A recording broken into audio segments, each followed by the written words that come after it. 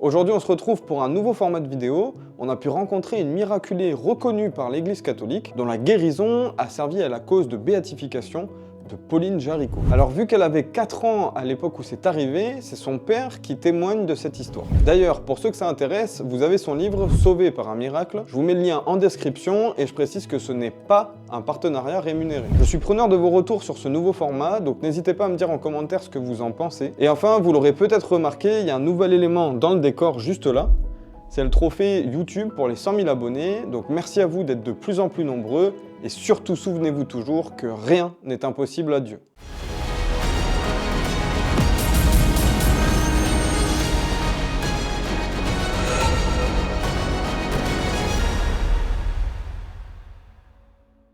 Bonjour Emmanuel, Bonjour. bienvenue sur Omega Vidéo. Merci. Alors aujourd'hui, une interview un peu spéciale parce qu'en fait, on va parler du miracle qu'a vécu votre fille et qui a valu la béatification de la bienheureuse Pauline Jaricot. Est-ce que vous pouvez nous parler de ce qui s'est passé en détail? Alors, c'est une histoire qui remonte à 2012. Nous habitions à Lyon à l'époque. On arrivait en fin d'année scolaire, donc il nous restait à peu près un mois de vie scolaire sur Lyon. Les deux filles, Méline et Louane, étaient à l'école au cours Dio, une petite école avec une seule classe par niveau. Et on avait déménagé de notre maison et on avait pris un petit appartement sur Lyon de manière à finir l'année scolaire. On décide d'organiser un petit apéro pour fêter avec les enfants et les mamans d'école notre venue sur le Lyon directement. Et puis aussi l'année scolaire qui est arrivée à sa fin. Et malheureusement, on n'a même pas pu commencer l'apéro. On avait demandé à ce que les filles commencent à manger, et à la première bouchée, Méline s'est étouffée. Donc elle s'est tenue à la gorge, elle a commencé à trépigner, à venir vers moi. J'ai essayé de faire une prise d'Heimlich pour pouvoir évacuer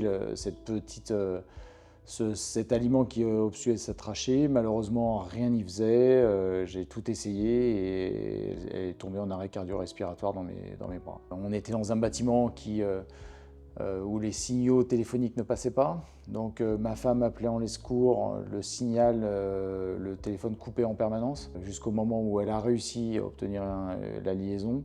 Et je criais que Méline était en arrêt cardio-respiratoire.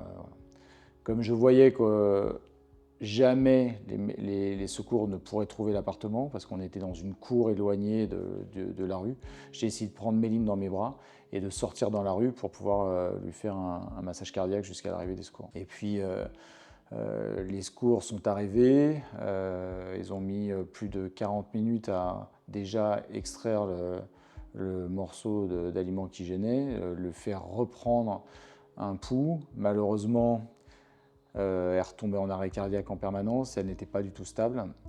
Et je pense qu'à peu près 2 heures plus tard, on a commencé à être transféré à l'hôpital parce qu'ils arrivaient à la stabiliser enfin. Donc il n'y avait pas seulement les pompiers, il y avait aussi le SAMU, il y avait aussi la police motorisée pour pouvoir ouvrir le chemin. Et je savais que c'était pas bon signe d'avoir tous ces véhicules-là. Voilà. En arrivant à l'hôpital, on commence à se rassurer parce qu'on se dit qu'au final, on est proche de la réa. Ils vont avoir leur machine, toutes les compétences des médecins pour pouvoir sauver notre fille.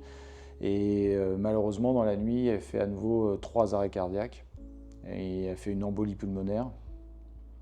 Et le médecin nous dit qu'ils ont énormément de mal à la maintenir en vie, qu'il y a grosse chance qu'elle ne puisse pas finir sa nuit avec nous.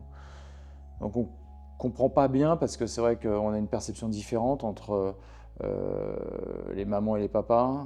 Moi, je prends pleinement conscience de la gravité de l'accident. Ma femme se pose la question de savoir comment on peut en être là avec juste un valet de travers. Et les choses continuent à avancer. Malheureusement, son état de santé s'aggrave. Les premiers examens neurologiques qu'elle passe, plus les IRM, montrent que son cerveau est énormément touchée. Elle a plus d'ondes cérébrales d'un côté, elle en a très peu de l'autre côté. Et on nous dit qu'il faut attendre un petit peu pour pouvoir atteindre les 10 jours, que l'état se stabilise ou soit dégradé au maximum pour pouvoir faire un pronostic. Et puis malheureusement, au bout de 10 jours, elle a plus d'ondes cérébrales des deux côtés. Son pronostic de récupération est nul. Et son cerveau a été atrophié, énormément de zones qui ont été touchées par l'anoxie. Et du coup, très rapidement, on vient nous solliciter pour prévoir un projet de fin de vie. Donc, projet de fin de vie, on ne comprend pas bien ce que ça veut dire, parce qu'un projet, pour nous, c'est quelque chose qui amène à quelque chose de plus beau. Et fin de vie, on comprend que, au vu des résultats, il n'y a pas d'issue, il n'y a pas de récupération possible, et que le mieux qui puisse arriver à notre fille, c'est d'être dans un coma irréversible profond. Donc on décide on dit que de toute façon c'est trop tôt pour statuer. Pour nous, on est encore sous le choc de l'accident, donc on décide de mettre ça en stand-by et puis de se revoir. Mais on force un petit peu l'histoire, c'est-à-dire qu'on vient vous solliciter à nouveau. On a tendance à essayer d'éviter les médecins dans les couloirs de l'hôpital, à passer par des couloirs détournés pour ne pas prendre les ascenseurs qui nous mènent à l'AREA, pour ne pas avoir ces médecins. Et puis, à un moment donné, on est contraint à nouveau de les voir, et ils nous disent que malheureusement, il n'y a plus aucun espoir et que son cerveau ne pourra jamais récupérer de cet accident. On nous explique que le moyen le plus facile pour l'accompagner, c'est de lui administrer des calmants très forts, en dose importante, de manière à accélérer ce processus de fin de vie, plutôt que de la laisser, en fait, seule l'alimentation la maintenir en vie à ce moment-là. Elle n'avait plus besoin de stimulation cardiaque ni de respirateur artificiel. Donc le seul élément qui pouvait la maintenir en vie, c'était de couper son alimentation. Et pour nous, c'était juste inconcevable. Et puis en parallèle, une maman d'école décide de faire une neuvaine par l'intercession de Pauline Jaricot, parce qu'elle-même avait déjà perdu 2 enfants, elle ne voulait pas qu'un 3e enfant décède dans cette école. Donc elle entame une neuvaine par l'intercession de Pauline Jaricot avec l'accord du cardinal Barbarin. Et on commence cette neuvaine aussi avec toute l'école. Et puis la neuvaine se termine le dernier jour de l'école, donc à la fête de l'école, où on se retrouve tous à la chapelle, tous ensemble à prier une dernière fois pour la survie de Méline. Très rapidement après, Nathalie commence à me dire qu'elle a l'impression que Méline lui parle. Donc moi, je n'ai pas cette perception-là. On évoque l'idée aux médecins. Les médecins nous disent que c'est impossible. Sans ondes cérébrales, c'est pas possible. Et puis on réinsiste une 2e fois et les gens nous disent non, c'est juste impossible. On parle de déni de perception pour les mamans, moins chez les papas. Et puis la vie est obligée d'avancer. Nous, on était sur le point de déménager dans le sud de la France, donc on est obligé de partir. Et Méline nous suit donc dans la foulée, un jour plus tard, pour pouvoir rejoindre l'hôpital de Nice. On lui fait un dernier bisou au départ. Nous, on doit partir. Et puis elle est acheminée en véhicule médicalisé sur Nice. Et quand nous sommes là à l'accueillir à Nice, elle est différente. Elle est différente dans le sens où, quand on l'avait quittée, elle avait les yeux noirs, très très profonds, un noir profond. On avait l'impression de pouvoir voir jusqu'au fond de son cerveau. Et on se disait que malheureusement, elle n'était plus là. Elle était strappée dans une chaise un peu adaptée, bricolée de briquet de broc pour pouvoir l'accueillir, parce que c'était quand même elle avait 3 ans et demi, donc c'était quand même une grande fille. Et puis quand elle arrivait à Nice, elle était complètement différente. Quand on l'a vue arriver, elle était comme si la vie était revenue en elle. Et je vous dis ça, c'est vraiment... c'est aussi simple que... Ça paraît aussi simple que d'arriver dans une pièce éteinte, vous allumez la lumière et vous voyez que tout est éclairé. Et là, c'était le cas. À tel point qu'on demande aux infirmières est-ce qu'il s'est passé quelque chose pendant le transport, parce qu'elle est différente. Et les personnes me disent non, non, il ne s'est rien passé. On insiste parce que l'état est vraiment différent. Et ils nous disent non, la seule chose qui s'est passée, c'est que l'alimentation n'a pas fonctionné, mais ça ne joue pas sur un trajet de 5 heures sur l'état de santé d'un patient. Mais pour nous, elle est quand même différente. Et sur le trajet de retour pour aller jusqu'à Cannes, de Nice à Cannes, je me rappelle très bien de cette situation où on discute en voiture et toutes nos discussions sont ponctuées d'un énorme blanc en se disant c'est pas possible, elle est revenue, quoi. Et on comprend pas. Et la dernière chose que dira Nathalie dans la voiture, elle dit je crois que c'est un miracle. Et ça, c'est quelque chose qui a marqué un petit peu la progression de Méline pour nous, déjà dans un premier temps. Et on se souviendra que ce 2 juillet, il s'est passé quelque chose. Très rapidement, on est convoqué par la nouvelle équipe de médecins sur Nice. Et ce neurologue nous dit, écoutez, voilà, voici l'équipe qui va s'occuper de votre fille. Mais je voulais vous dire quelque chose avant toute chose. Votre fille ne décédera pas dans notre service. Alors, on ne comprend pas parce qu'on est quand même venu avec un projet de fin de vie. Et il dit, le dossier médical de votre fille ne correspond pas à Méline. Alors je pose la question, ils se sont trompés à l'envoi, au moment l'envoi de la réa pédiatrique, ils ont mis le mauvais... Non, non, c'est le dossier de votre fille, mais son état physique aujourd'hui ne correspond pas du tout à ce qui est dans son dossier. Mais, je tiens à vous préciser, elle va être très lourdement handicapée, elle n'aura jamais perception de son environnement, elle ne pourra pas communiquer avec vous, elle ne pourra pas s'asseoir, pas manger toute seule. Il faut que vous fassiez ce choix en connaissance de cause. Mais ça va être très lourd. On dit, on est content, on la prendra comme elle est. Et puis, quelques jours après, elle est auscultée par un autre médecin dans la chambre. Et puis elle commence, le médecin touche les jambes, fait ses manipulations et puis dit discrètement à l'infirmière, c'est bizarre, elle ne devrait pas faire ça. Mais tellement doucement que l'infirmière n'entend pas. Et moi, j'entends qu'elle dit c'est bizarre, elle ne devrait pas faire ça. J'attends que le médecin répète. Il répète à nouveau à l'infirmière en disant c'est bizarre, elle ne devrait pas réagir comme ça à mes stimuli.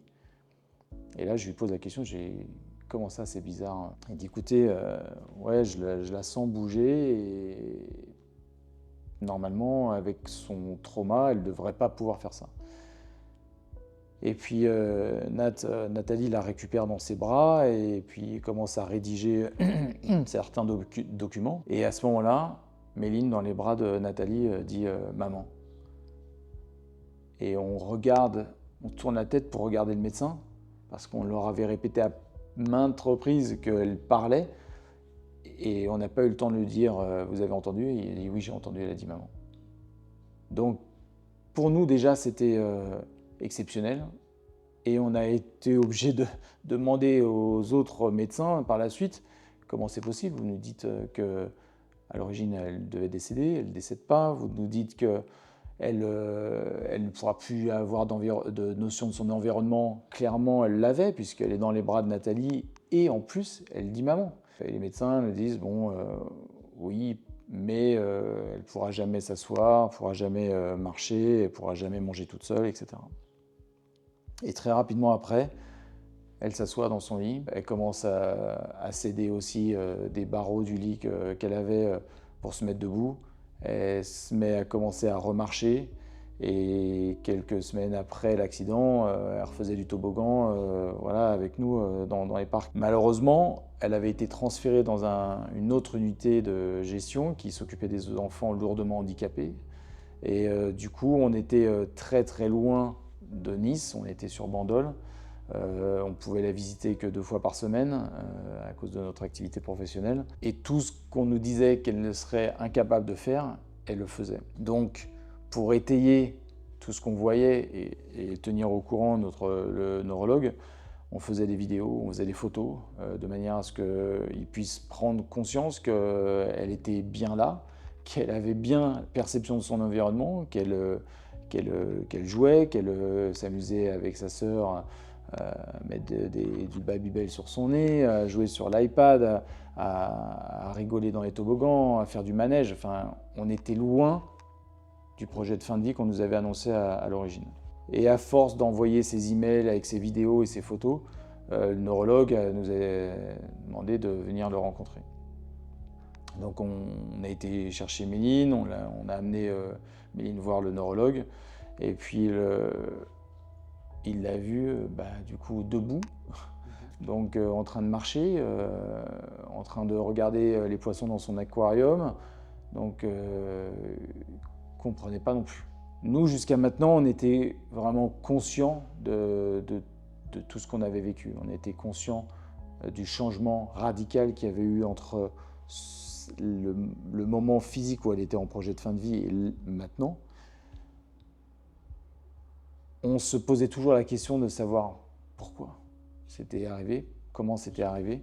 Et puis j'ai demandé à un moment donné au médecin, je lui ai dit, écoutez, expliquez-moi facilement, que je puisse comprendre, pas de mots scientifiques, pas de choses incompréhensibles, expliquez-moi facilement.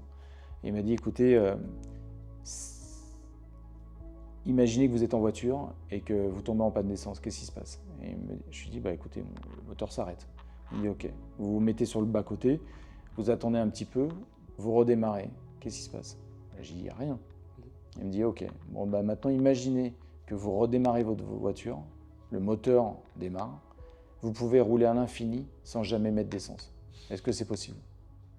Et je lui dis non. Il me dit c'est votre fille. Et là, je me rappelle, je lui ai serré la main et je lui ai dit merci, j'ai enfin toutes mes réponses. Parce que tout ce que on ressassait en permanence entre Nat et moi, à savoir est-ce que c'était un miracle? Pourquoi on avait bénéficié de ce miracle? Pourquoi notre fille? Alors qu'il y a beaucoup d'autres enfants qui meurent et qui souffrent dans le monde entier. On avait la vérité par un scientifique qui nous disait qu'en fait, c'est juste impossible et que pourtant, elle est avec nous. Et très rapidement, les choses ont été de mieux en mieux. Il nous a dit, je pense qu'avec sa récupération, elle pourra retourner à l'école l'année prochaine. Donc évidemment, en plein milieu d'année, on ne pouvait pas retourner. On était au mois de février. Donc il nous a dit pour la rentrée prochaine. Il nous avait même dit à Pâques. Il me dit peut-être à Pâques. Alors j'ai dit bon, à Pâques, il reste plus que 2 mois derrière. Et il nous a dit prenez attache avec l'école et puis vous verrez bien. Donc on a repris attache avec l'école. Elle est retournée à l'école juste un an après. Mais tous ces éléments-là ont fait, et tout ce qu'on a vécu par la suite, ont fait qu'on a eu la certitude, nous, par la suite, d'avoir vraiment bénéficié de grâces exceptionnelles. Je ne sais pas pourquoi nous, je ne sais pas pourquoi notre fille, Méline, on ne saura jamais, je pense. Peut-être au ciel. Ou peut-être au ciel. Peut-être que d'autres projets s'ouvrent à elle ou à nous, je ne sais pas. En l'occurrence, moi qui étais non baptisé et qui croyais vraiment de temps en temps, je me rappellerai toujours de cette partie pendant son coma où j'avais fait ce rêve vraiment particulier qui m'avait pas perturbé dans le sens négatif du terme, mais vraiment chamboulé.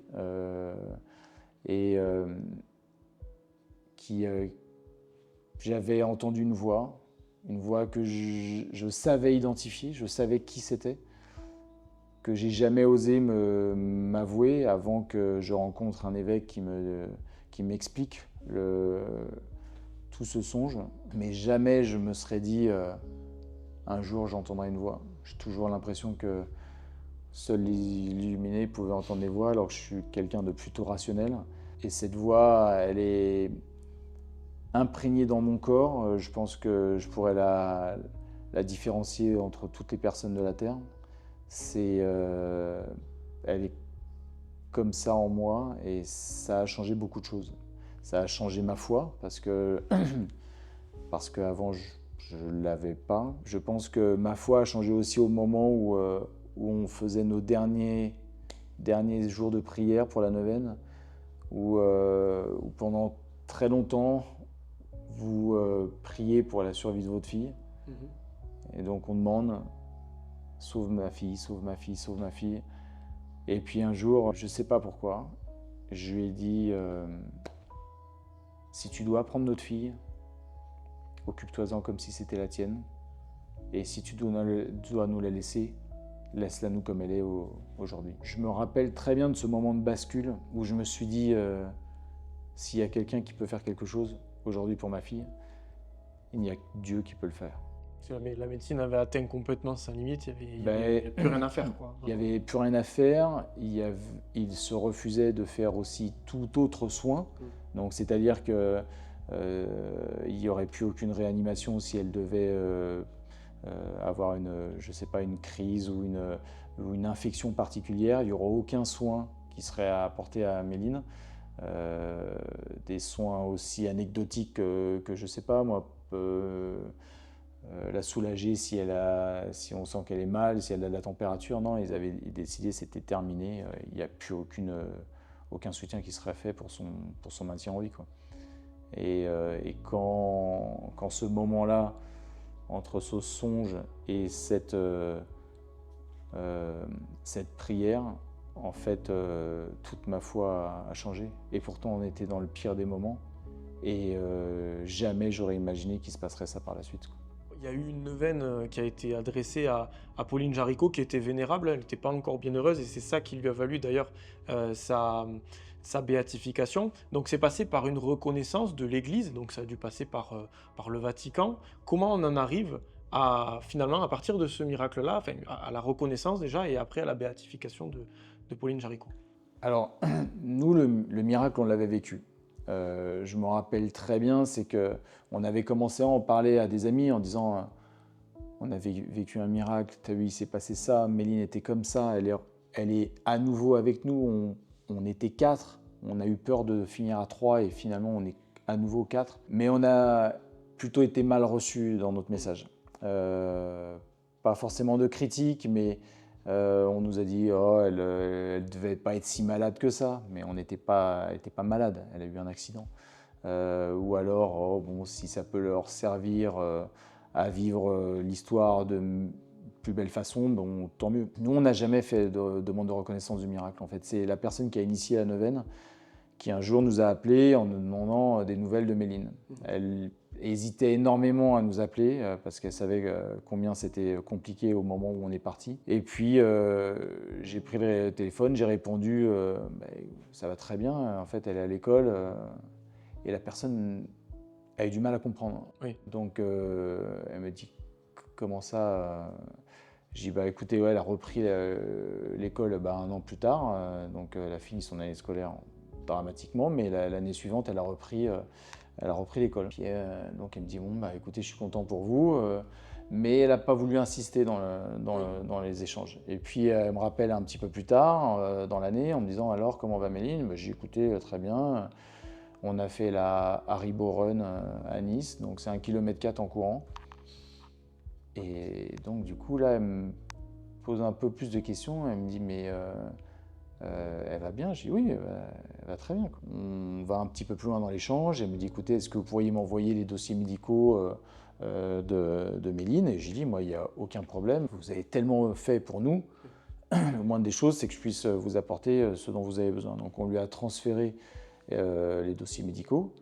Alors, je ne sais pas où ils sont partis, mais ils sont partis quelque part. Je pense étudiés par d'autres médecins. Et puis dans le même timing, donc entre les envois vers cette personne des dossiers médicaux, le neurologue voulait aussi comprendre comment elle pouvait aller à l'école sans ondes cérébrales. Parce que quand on perd ses ondes cérébrales, c'est irréversible, on ne les récupère pas. Et puis donc, on refait une IRM du cerveau et on replanifie les tests pour le cerveau, les tests des ondes cérébrales. La personne qui fait l'IRM du cerveau est la même qui avait fait son IRM au moment de l'accident et donc est parfaitement à même de pouvoir comparer les deux images.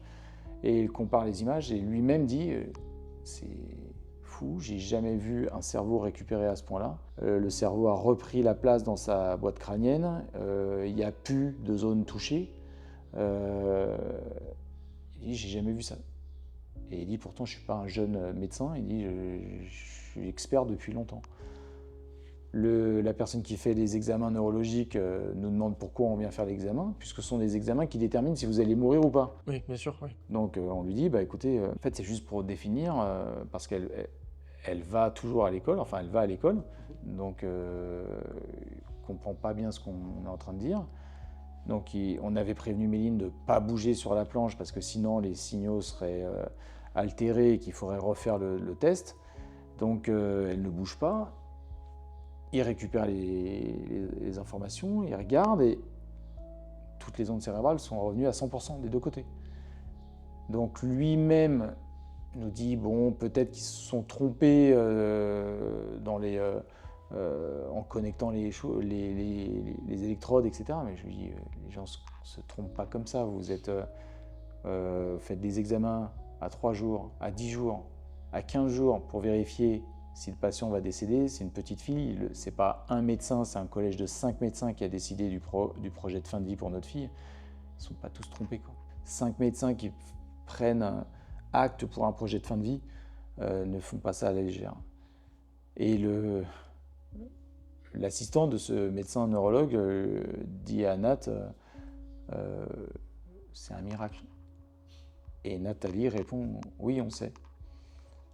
Et ça s'est terminé comme ça. Donc il nous a demandé aller chercher sa chaise roulante pour votre fille. On dit, elle n'a pas de chaise roulante. Elle n'a jamais eu de chaise roulante. Donc il ne comprenait pas non plus. Et quand il a vu partir Nathalie et Méline main dans la main de la salle d'examen, et je le voyais bien, il ne comprenait pas. Donc tous ces examens ont été à nouveau transmis à cette maman. Et puis un jour, on nous a appelés en nous disant, écoutez, on aimerait bien faire d'autres examens à nouveau, mais pas maintenant en France, en Italie. Donc on a été envoyé sur Rome pour faire d'autres examens. On leur a précisé quand même qu'on ne parlait pas italien, donc je ne sais pas comment ils allaient faire, mais finalement ils avaient trouvé des médecins qui parlaient français à Rome, de manière à faire d'autres examens complémentaires. Donc on a passé 2 jours là-bas, ils ont fait tous les examens neurologiques qu'ils pouvaient, et on est revenu en France. Et puis hop, plus rien n'arrive, plus rien ne se passe. Et puis, donc je pense on est à 6 ans après l'accident, à peu près. On nous convoque à l'évêché pour un procès en reconnaissance de miracle. Donc on ne comprenait pas, le terme procès, oui, toujours un peu gênant, et puis vous n'avez pas peur, mais on se dit où est-ce qu'on va? On nous annonce, voilà, il va y avoir un procureur, il va y avoir des médecins conseils, il va y avoir un greffier, donc on a vraiment l'impression d'être jugé pour quelque chose qu'on n'a rien fait, en fait. Donc on est séparés au moment de l'arrivée à l'évêché. Donc Méline est d'un côté, ma femme est d'un autre côté, moi je suis dans un autre côté. On est dans 3 pièces séparées et on passe chacun notre tour devant ce conseil. Donc on n'a pas le droit de partager les questions entre-temps, vraiment isolés. Et puis je me rappellerai toujours voilà, d'avoir ces médecins neurologues sur ma droite, le greffier, le procureur, et le procureur qui vous assène en permanence des questions. Et puis il arrive à une question et il me dit comment est-ce que vous pouvez être sûr que c'est un miracle? Et je lui dis, il me demande, est-ce que vous pouvez affirmer que c'est un miracle? Et je dis oui, c'est un miracle. Et il me dit, comment vous pouvez en être sûr?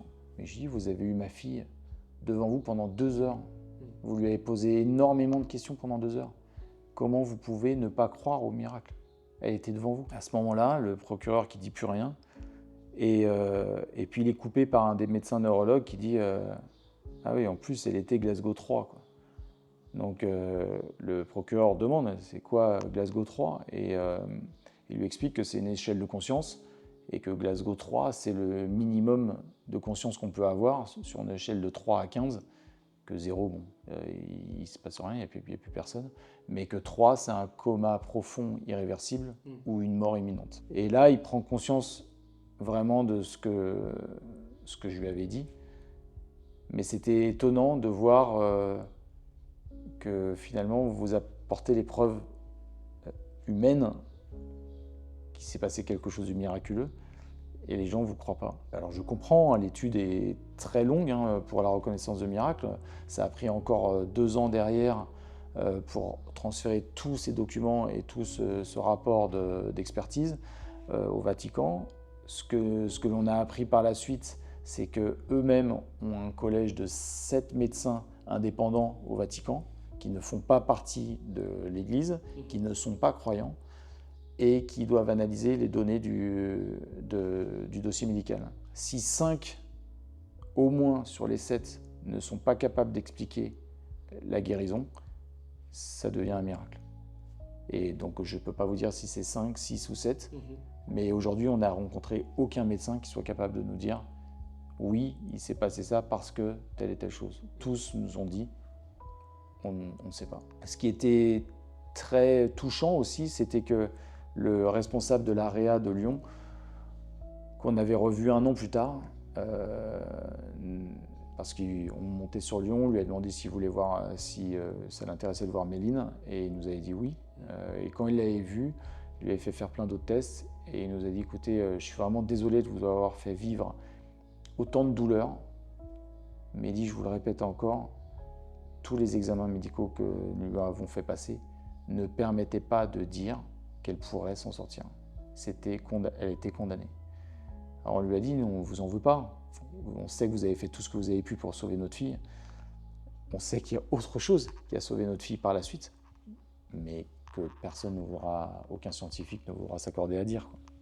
Pour vous et pour votre famille, qu'est-ce qu'il vous a apporté? Parce qu'à l'époque, vous n'aviez pas la foi, pas vraiment en fait. Puis aujourd'hui, vous témoignez. D'ailleurs, c'est ce qu'on est en train de faire là. C'est vraiment un message que vous voulez porter. Qu'est-ce que ça a apporté pour vous et pour votre famille? Les choses ont été très, je ne vais pas dire violentes pour moi, mais c'est vrai que sur toute cette partie de conversion, ça a été très rapide et la forme a été très très forte. Le songe m'a vraiment perturbé pendant longtemps.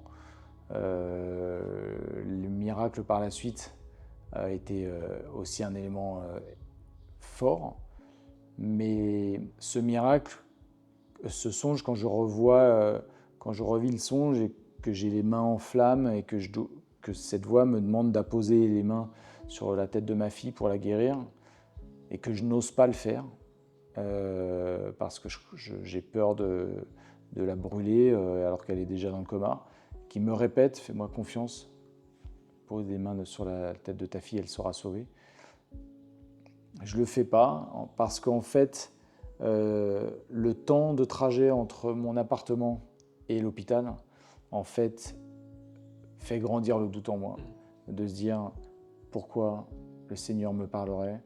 Je suis un parmi 8 milliards sur Terre, je ne suis pas baptisé, il ne me connaît pas, et tout ça. Et le fait que j'arrive là-bas, j'ose rien faire, juste de m'asseoir à côté d'elle et lui demander de rester avec nous parce qu'on l'aimait, fait que le miracle qui a eu lieu quelques semaines plus tard était pour moi une preuve, en disant tu n'as pas cru au moment où je t'ai demandé de le faire, et ben je te montre que c'est possible.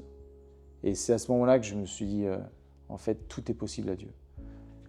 Mais j'avais pas ces réponses sur ce songe, j'avais aucune réponse. Donc je cherchais, j'ai toujours à la quête d'aller rencontrer un tel ou un tel pour lui demander tiens, est-ce que tu as déjà vécu ça? Non, c'est bizarre ton histoire.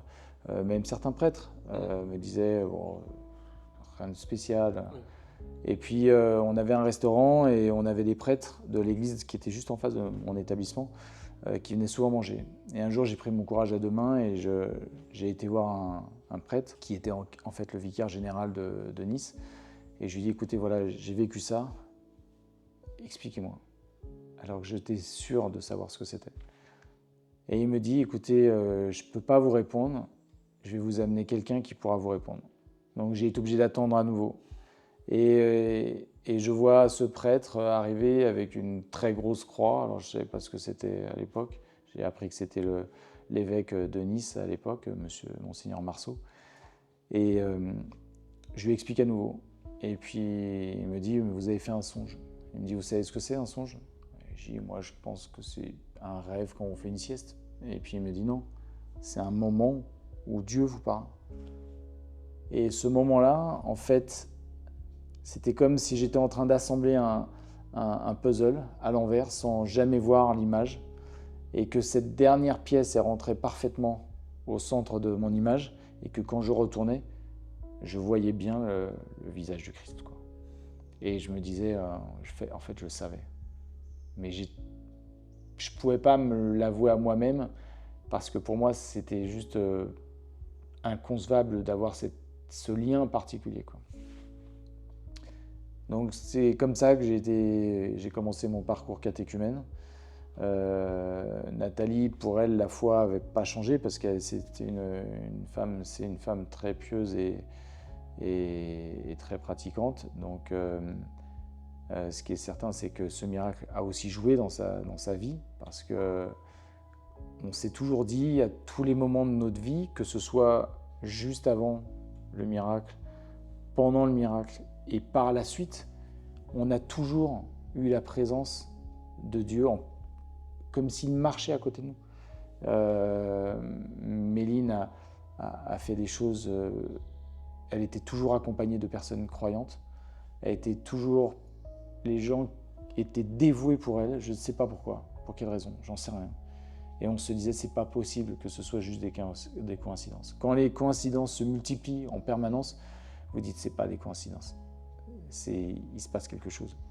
Et on en avait la certitude. Et je me rappelle, quand j'ai commencé mon parcours catéchumène, quand j'avais été voir le prêtre, il me disait, mais pourquoi vous voulez recevoir le baptême?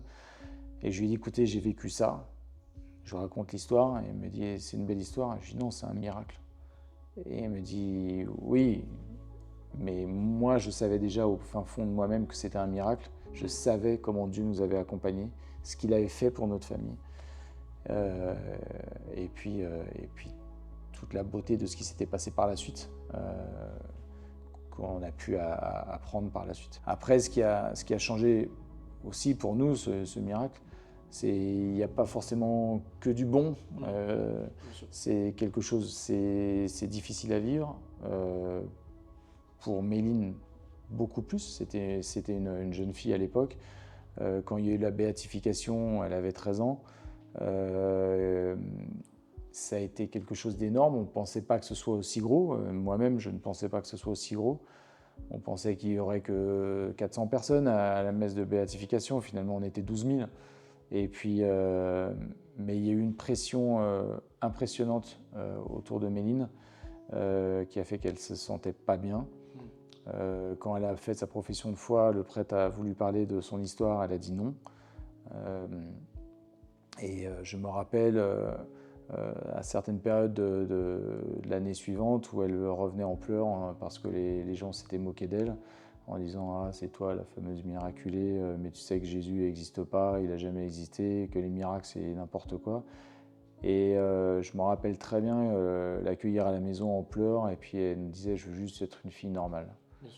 Et ça, c'était sûrement le moment le plus compliqué à gérer parce qu'on lui a dit tu ne seras jamais une fille normale. Tu as été miraculée, Dieu t'a aidé à rester sur terre et tu ne pourras jamais être une fille normale. Par contre, des moqueries, il y en aura toujours. Des gens qui te diront que Jésus n'a jamais existé, il y en aura toujours. Donc c'est compliqué à vivre. Là, ça commence à redevenir mieux parce qu'elle a pu faire abstraction des personnes malveillantes et se reconcentrer sur les gens qui étaient intéressantes, pas forcément croyants, mais au moins de personnes, de belles personnes. Respectueuse. Exactement, respectueuses et qui acceptaient le fait qu'elle soit comme elle est et ni plus ni moins. Mais c'est un parcours qui a, voilà, maintenant elle a 15 ans, c'est un parcours qui a été très dur pendant 2 ans, avec vraiment des situations vraiment complexes pour elle. Et puis, je pense que maintenant, ça commence à redevenir à peu près normal. La béatification est plus loin. Moi, ça a changé beaucoup de choses aussi pour moi. C'est que on a bénéficié de tellement de grâce. Je me rappelle que je disais que justement, je rendrai grâce jusqu'à la fin de mes jours. Et je me demande si le témoignage n'est pas une forme pour rendre grâce en permanence. Je vois ce que ça apporte aux gens. Aujourd'hui, quand je fais des témoignages, je découvre des gens qui sont en souffrance, qui se sont égarés du Seigneur et qui ont besoin de quelque chose de plus concret pour revenir avec une foi plus forte. Si je suis capable de leur apporter ça par le témoignage, eh ben c'est très bien. Si je suis capable de créer le doute sur des personnes qui trouvent l'histoire vraiment curieuse et que les explications scientifiques n'arrivent pas à révéler, bah écoutez, c'est encore mieux. Et puis si ça permet de construire la foi de d'autres, je pense que c'est ça qui m'anime aujourd'hui, quoi. Alors, il y a peut-être des personnes qui nous écoutent qui ont vécu des choses similaires ou du moins qui peuvent se rapprocher de votre témoignage justement et qui ont peut-être rencontré vos difficultés ou des choses similaires par rapport à vos épreuves. Quels conseils vous pourriez leur donner pour les aider à faire face ou... Les conseils, c'est très difficile à donner sur ce type d'événement. Je sais ce qu'on a vécu, il y a des moments, où même nous, on se met à douter, où notre foi commence à fléchir. Ce qui nous a toujours ravivé, on va dire, c'est la prière. Et la prière, et en fait, quand on arrive à prier et vraiment être en communion, en fait, on se rend compte de toute la beauté qui nous entoure, tout l'amour dont on bénéficie en permanence et de se dire que le Christ est là en permanence avec nous. Merci beaucoup Emmanuel. De rien, c'est un plaisir.